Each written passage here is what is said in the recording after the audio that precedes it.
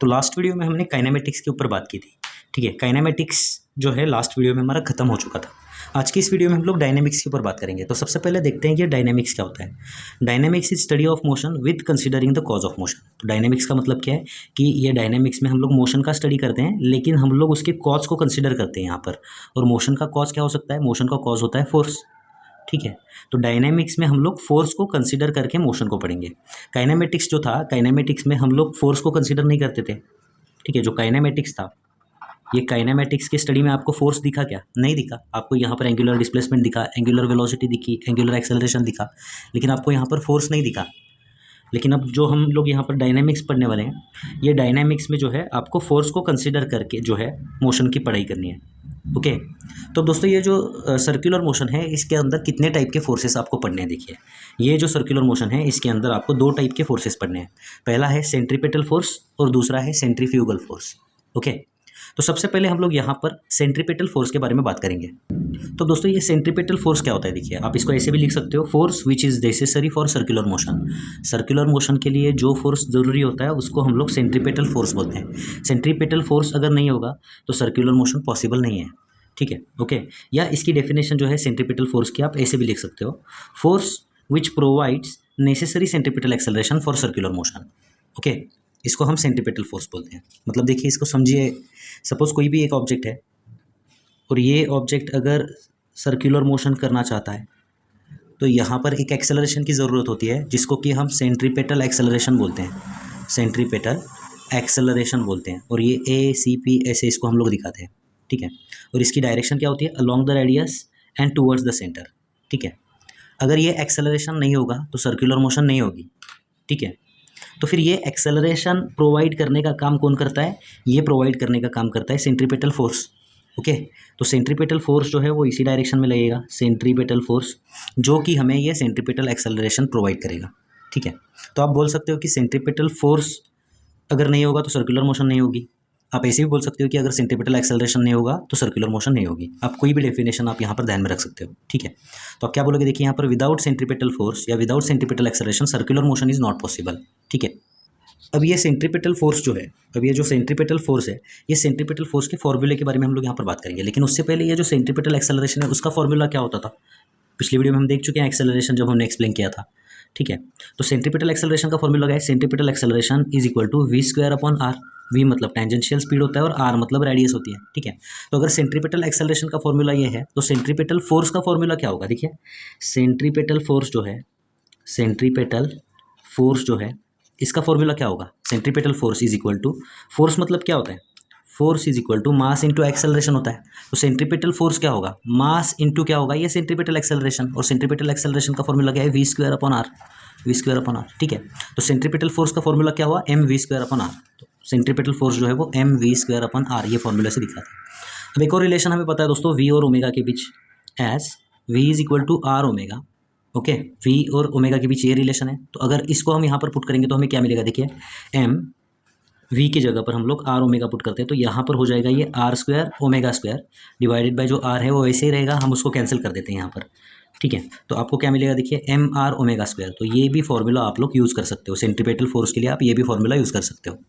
एक और formula centripetal force का आपको याद रखना होगा, वो क्या है? देखिए, जैसे कि हमें पता है v is equal to r omega, तो इसको अगर हम लोग स्प्लिट करके लिखें तो आपको क्या मिलेगा? देखिए, यहाँ पर ये m इंटू आर ओमेगा ऐसे लिखते हैं, और ये ओमेगा जो है उसको हम कैसे लिखेंगे? ओमेगा इंटू ओमेगा, ठीक है। अब ये जो आर ओमेगा है, इसकी जगह पर हम v पुट कर सकते हैं ना, ठीक है। तो यहाँ पर सेंट्रीपेटल फोर्स जो है उसके लिए mv ओमेगा ऐसे फॉर्मूला आप लिख सकते हो, ठीक है। तो इतने सारे फॉर्मूले याद करने की ज़रूरत नहीं। अगर आपको ये रिलेशन पता है और सिर्फ आपने एक फॉर्मूला ये याद रखा है, तो आप कोई भी एग्जाम्पल जो है उसको सॉल्व कर सकते हो, ठीक है। तो ये जो सेंट्रीपेटल फोर्स था, इसका एक फॉर्मूला क्या हुआ? mv² r, और दूसरा फॉर्मूला क्या है? mr omega square. अब दोस्तों ये सेंट्रीपेटल फोर्स के डायरेक्शन के बारे में हम लोग बात करेंगे। तो इसकी डायरेक्शन क्या होती है? ये सेंट्रीपेटल फोर्स जो है, इसकी डायरेक्शन क्या होगी? It is along the radius and towards the centre, ठीक है। मतलब अगर ऑब्जेक्ट यहाँ पर है तो सेंट्रीपेटल फोर्स की डायरेक्शन क्या होगी? Along the radius and towards the centre, ठीक है। अगर ऑब्जेक्ट यहाँ पर है तो सेंट्रीपेटल फोर्स इस डायरेक्शन में लगेगा ऐसे, ओके। सो इस direction is along the radius and towards the centre. अब दोस्तों स्केलर फॉर्म, मतलब आपको अगर वैल्यू निकालनी है सिर्फ, तो आप ये फॉर्मूला लिख सकते हो, लेकिन वेक्टर फॉर्म में इसको कैसे लिखते हैं उसके बारे में अब हम यहाँ पर बात करेंगे। तो स्केलर फॉर्म में तो जो सेंट्रीपेटल फोर्स है उसको हम ऐसे लिखते हैं। स्केलर फॉर्म में देखिए centripetal force is equal to m v square upon r, या आप इसको ऐसे भी लिख सकते हो centripetal force is equal to m r omega square. ठीक है, अगर वैल्यू निकाल रहे हो तो ये फॉर्मूला आप यूज़ कर सकते हो। लेकिन वेक्टर फॉर्म में इसको कैसे लिखते हैं, इन वेक्टर फॉर्म इसको कैसे लिखते हैं देखिए। वेक्टर फॉर्म में हम लोग डायरेक्शन भी कंसीडर करते हैं उसकी। तो सपोज एक ऑब्जेक्ट है जो सर्कुलर मोशन कर रहा है, तो सेंट्रीपेटल फोर्स किस डायरेक्शन में लगता है, centripetal force along the radius and towards the centre. तो ये सेंट्रीपेटल फोर्स की डायरेक्शन हुई। ओके, तो यहाँ पर वेक्टर फॉर्म में हम लोग कैसे लिखेंगे, centripetal force vector f c p is equal to, यही फॉर्मूला लिखना है आपको, एम ओमेगा स्क्वायर आर, ऐसे लिखना है इसको, m omega square r, where r is what, position vector. ठीक है, तो हम लोग यहाँ पर वेक्टर आर लिखेंगे। अब दोस्तों ये वेक्टर आर की डायरेक्शन क्या है, पोजीशन वेक्टर की डायरेक्शन क्या है, पोजीशन वेक्टर की डायरेक्शन सेंट्रीपेटल फोर्स के डायरेक्शन के अपोजिट है। मतलब पोजीशन वेक्टर इस डायरेक्शन में है, पोजीशन वेक्टर इस डायरेक्शन में है, और सेंट्रीपेटल फोर्स देखिए इस डायरेक्शन में है। मतलब दोनों की डायरेक्शन क्या है, अलग अलग है। ठीक है, तो इसके वजह से ये जो सेंट्रीपेटल फोर्स है और पोजीशन वेक्टर है इनकी डायरेक्शन अपोजिट है, इसलिए आपको यहाँ पर एक माइनस साइन ऐड करना होता है। ये माइनस साइन का मीनिंग क्या है कि सेंट्रीपेटल फोर्स और ये जो पोजीशन वेक्टर है इन दोनों की डायरेक्शन अलग अलग है। ठीक है, तो वेक्टर फॉर्म में इसको ऐसे लिखते हैं हम लोग। In vector form vector centripetal force vector f is equal to minus m omega square r, where r is position vector. और ये निगेटिव साइन आपको क्या इंडिकेट करता है, देखिए negative sign indicates that centripetal force and position vector are in opposite direction. अगर इनकी opposite direction नहीं होती तो यहाँ पर पॉजिटिव साइन आता। ठीक है, तो दोस्तों यहाँ पर ये सेंट्रीपेटल फोर्स का जो है ये कंसेप्ट खत्म होता है। अब हम लोग यहाँ पर बात करेंगे सेंट्रीफ्यूगल फोर्स के बारे में। तो दोस्तों हम लोग यहाँ पर बात करेंगे सेंट्रीफ्यूगल फोर्स के बारे में। तो अब ये सेंट्रीफ्यूगल फोर्स क्या होता है, ये सेंट्रीफ्यूगल फोर्स का दूसरा नाम स्यूडो फोर्स भी है, इसको स्यूडो फोर्स भी बोला जाता है। ठीक है, मतलब ये एक इमेजिनरी फोर्स है, रियल फोर्स नहीं है। ठीक है, एक इमेजिनरी फोर्स है। तो ये सेंट्रीफ्यूगल फोर्स जो है इसको कब दिखाना है, देखिए आपको कब यूज़ करना है सेंट्रीफ्यूगल फोर्स को, कब यूज़ करना है, हर टाइम नहीं यूज़ करना है इसको। ठीक है, कब यूज़ करना है, when the observer is in non inertial frame of reference we have to show a centrifugal force acting on an object. मतलब ये सेंट्रीफ्यूगल फोर्स हमें तभी यूज़ करना है जब observer non inertial frame of reference में हो। अब दोस्तों ये फ्रेम ऑफ रेफरेंस क्या होता है, देखिए ये फ्रेम ऑफ रेफरेंस किस बला का नाम है, ये फ्रेम ऑफ रेफरेंस क्या होता है देखिए। तो सिंपली फ्रेम ऑफ रेफरेंस मतलब क्या, जहाँ पर ऑब्जर्वर रुका हुआ होता है उसको बोलते हैं फ्रेम ऑफ रेफरेंस। मतलब मोशन को ऑब्जर्व करने के लिए ऑब्जर्वर जहाँ पर खड़ा हुआ होता है उसको बोलते हैं फ्रेम ऑफ रेफरेंस। ठीक है, मतलब ऑब्जर्वर की पोजीशन, फ्रेम ऑफ रेफरेंस मतलब ऑब्जर्वर की पोजीशन होती है। और ये फ्रेम ऑफ रेफरेंस के दो टाइप्स हैं। फ्रेम ऑफ रेफरेंस के देखिए यहाँ पर ये दो टाइप्स हैं। पहला होता है inertial frame of reference, inertial frame of reference, और दूसरा होता है non inertial frame of reference. तो अब दोस्तों ये इनर्शियल फ्रेम ऑफ रेफरेंस क्या होता है, इनर्शियल फ्रेम ऑफ रेफरेंस मतलब ऐसी जगह जिस जगह का एक्सेलरेशन जीरो होता है। ओके, और non inertial frame of reference मतलब ऐसी जगह जिस जगह का एक्सेलरेशन जीरो नहीं होता। इसको हम एग्जांपल के थ्रू समझते हैं। तो सपोज एक ऑब्जेक्ट है, सबसे पहले तो देखते हैं एक डिस्क है, सबसे पहले तो देखते हैं एक डिस्क है और डिस्क ऐसे रोटेट कर रही है। ओके, ये मेरी गो राउंड जो होता है ना मेले में, वैसे प्रकार की एक डिस्क है और ये रोटेट कर रही है। और इस ऑब्जेक्ट, ये जो डिस्क है इस डिस्क के ऊपर एक ऑब्जेक्ट रखा हुआ है ऐसे, और इस ऑब्जेक्ट का स्टडी करने के लिए जो ऑब्जर्वर है वो ऑब्जर्वर यहाँ पर रुका हुआ है। दोस्तों जहाँ पर ये ऑब्जर्वर रुका हुआ है वो एक ऐसी जगह है जिस जगह का एक्सेलरेशन क्या है, जीरो है। ये जगह का एक्सेलरेशन क्या है, जीरो है। ठीक है, ओके, तो ऑब्जर्वर अगर यहाँ से ऑब्जर्व कर रहा है तो इसको इनर्शियल फ्रेम ऑफ रेफरेंस बोलते हैं। ओके, मतलब जिस जगह का एक्सेलरेशन जीरो है उस जगह को इनर्शियल फ्रेम ऑफ रेफरेंस बोलते हैं, और जिस जगह का एक्सेलरेशन जीरो नहीं है उसको non inertial frame of reference बोलते हैं। और non inertial frame of reference में हमें ये सेंट्रीफ्यूगल फोर्स कंसीडर करना होता है। यहाँ से अगर ऑब्जर्वर पढ़ाई कर रहा है तो यहाँ पर कोई सेंट्रीफ्यूगल फोर्स यूज़ करने की ज़रूरत नहीं है, इनर्शियल फ्रेम में कोई सीडो फोर्स यूज़ करने की ज़रूरत नहीं है। ठीक है, अब इस नॉन इनर्शियल फ्रेम को एक एग्जांपल के थ्रू हम लोग यहाँ पर समझते हैं। तो सपोज वही डिस्क है जो रोटेट कर रही है इसे, और ऑब्जेक्ट वही है। ठीक है, और इस ऑब्जेक्ट की स्टडी करने के लिए जो ऑब्जर्वर है, ये ऑब्जर्वर अब इस डिस्क जो है इस पर चढ़ चुका है, यहाँ से ऑब्जर्व कर रहा है। और क्योंकि ये डिस्क रोटेट कर रही है तो ऑब्जर्वर भी क्या करेगा, यहाँ पर सर्कुलर मोशन करेगा ना ऐसे, और सर्कुलर मोशन में एक्सेलरेशन प्रेजेंट होता है। तो ये जो जगह है इसका एक्सेलरेशन अब जीरो नहीं है क्योंकि यहाँ पर एक्सेलरेशन प्रेजेंट है, इसीलिए इस फ्रेम को non inertial frame of reference बोला जाता है। ठीक है, तो जब observer non inertial frame of reference में होता है और इनर्शियल फ्रेम ऑफ रेफरेंस में होता है तब क्या होता है देखिए। जब observer inertial frame of reference में होता है तो यहाँ पर न्यूटन के सारे जो लॉज हैं, न्यूटन के जो लॉज हैं ये यहाँ पर वैलिड होते हैं। ओके, मतलब यहाँ से कोई दिक्कत नहीं है पढ़ाई करने में। लेकिन जब observer non inertial frame of reference में होता है तो यहाँ पर जो न्यूटन के लॉज हैं, न्यूटन के जो लॉज हैं वो वैलिड नहीं होते यहाँ पर। ठीक है, ओके, वैलिड नहीं होती है। मतलब यहाँ से अगर आप कैलकुलेशन करोगे तो आंसर्स गलत आ जाएंगे सारे। ठीक है, तो अगर आप non inertial frame of reference से पढ़ना चाहते हो, ठीक है, ओके, आप non inertial frame of reference से पढ़ना चाहते हो तो न्यूटन के लॉ जो है उनको वैलिड करने के लिए आपको इस ऑब्जेक्ट पर एक फोर्स दिखाना होगा, जिस फोर्स का नाम है सेंट्रीफ्यूगल फोर्स। ठीक है, ओके, तो इसीलिए मैंने आपको यहाँ पर बताया है कि when the observer is in non-inertial frame of reference we have to show a centrifugal force acting on the object। मतलब ये सेंट्रीफ्यूगल फोर्स तभी दिखाना है जब observer non inertial frame of reference में है। जब इनर्शियल फ्रेम ऑफ रेफरेंस में है तो यहाँ पर कोई सेंट्रीफ्यूगल फोर्स आपको दिखाने की ज़रूरत नहीं है। ठीक है, लेकिन जब observer non inertial frame of reference में है तभी आपको क्या करना होगा, यहाँ पर सेंट्रीफ्यूगल फोर्स दिखाना होगा। अब दोस्तों ये सेंट्रीफ्यूगल फोर्स ऑब्जेक्ट के ऊपर दिखाना है। ओके, और उसकी वैल्यू कितनी होनी चाहिए? देखिए यहाँ पर ये सेंट्रीफ्यूगल फोर्स जो है, सेंट्रीफ्यूगल फोर्स, इसकी जो वैल्यू है वो सेंट्रीपेटल फोर्स जितनी होनी चाहिए। मतलब कितनी, mv²/r। ओके, या फिर आप बोल सकते हो mr⍵²। इतना सेंट्रीफ्यूगल फोर्स आपको दिखाना है इस ऑब्जेक्ट के ऊपर। और उसकी डायरेक्शन क्या होनी चाहिए? उसकी जो डायरेक्शन है, मतलब ऑब्जेक्ट है, मान लेते हैं ये ऑब्जेक्ट जो है सर्कुलर मोशन कर रहा है और ऑब्जर्वर अगर non inertial frame of reference में है तो इस ऑब्जेक्ट पर आपको एक सेंट्रीफ्यूगल फोर्स दिखाना होगा जिसकी वैल्यू इतनी होनी चाहिए। ओके, और जिसकी डायरेक्शन क्या होगी, इसके डायरेक्शन के बारे में हम लोग यहाँ पर बात करेंगे अब।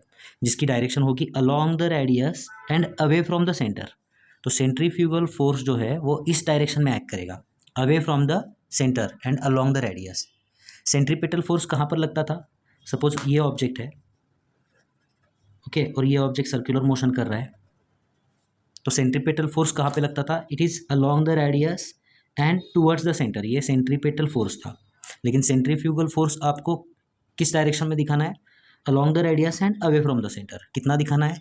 इतना दिखाना है। और कब दिखाना है? जब observer non inertial frame of reference में है तब दिखाना है। ठीक है, ओके, तो वही मैंने आपको यहाँ पर लिखा हुआ है, देखिए, when the observer is in non inertial frame of reference you have to show centrifugal force acting on an object जिसकी मैग्नीट्यूड कितनी होनी चाहिए? mv²/r, या फिर आप बोल सकते हो mr⍵²। और डायरेक्शन क्या होनी चाहिए? Along the radius and away from the centre. उसके साथ साथ यहाँ पर मैंने देखिए एक फ्रेम ऑफ रेफरेंस को एक्सप्लेन किया हुआ है। तो ये फ्रेम ऑफ रेफरेंस क्या होता है? It is the place from where observer is observing. तो ऐसी जगह होती है जहाँ से ऑब्जर्वर जो है वो ऑब्जर्व कर रहा होता है। और फ्रेम ऑफ रेफरेंस के दो टाइप्स हैं। पहला होता है इनर्शियल फ्रेम ऑफ रेफरेंस, दूसरा होता है non inertial frame of reference. Inertial frame of reference का मतलब क्या है कि ऐसी जगह जिसका एक्सेलरेशन जीरो है उसको बोलते हैं इनर्शियल फ्रेम ऑफ रेफरेंस। इसकी डेफिनेशन पिछले पेज पर लिखी हुई है। ठीक है, और non inertial frame of reference जिसका एक्सेलरेशन जीरो नहीं है उसको बोलते हैं हम non inertial frame of reference. ठीक है, जिसकी डेफिनेशन मैं आपको यहाँ पर दिखाता हूँ।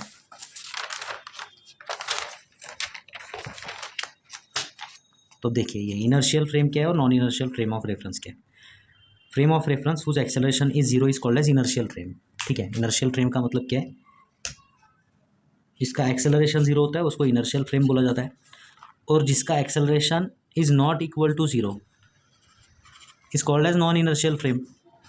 ठीक है, जिसका एक्सेलरेशन जीरो है, जिसका एक्सेलरेशन जीरो है उसको इनर्शियल फ्रेम, जिसका एक्सेलरेशन जीरो नहीं है उसको non inertial frame of reference बोला जाता है। ठीक है, तो दोस्तों इस कंसेप्ट के ऊपर एक एग्जांपल हम लोग यहाँ पर देखते हैं। ठीक है, क्वेश्चन MCQ जो MHT CET 2019 में पूछा गया था। ठीक है, क्वेश्चन क्या है, देखिए, which of the following statement is false. मतलब ये नीचे 4 स्टेटमेंट आपको प्रोवाइड किए गए हैं, इसमें से फॉल्स स्टेटमेंट जो है वो आपको यहाँ पर रिकॉग्नाइज करना है। ठीक है, अब फॉल्स स्टेटमेंट देखिए किसके बारे में है? ये centripetal force and centrifugal force are equal in magnitude.